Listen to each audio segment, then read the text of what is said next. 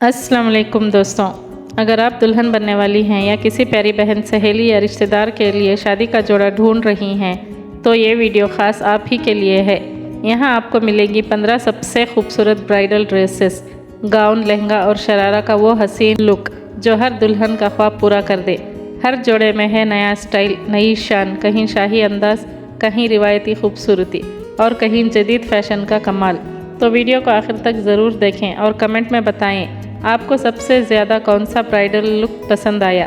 अगर वीडियो अच्छी लगी हो तो लाइक करें, शेयर करें और चैनल को सब्सक्राइब करना ना भूलें। दोस्तों, हर लड़की का ख्वाब होता है कि वो अपनी शादी के दिन सबसे खूबसूरत लगे। दुल्हन का लिबास सिर्फ एक जोड़ा नहीं होता, बल्कि इसकी उम्मीदों, ख्वाबों और मोहब्बत का रंग होता है।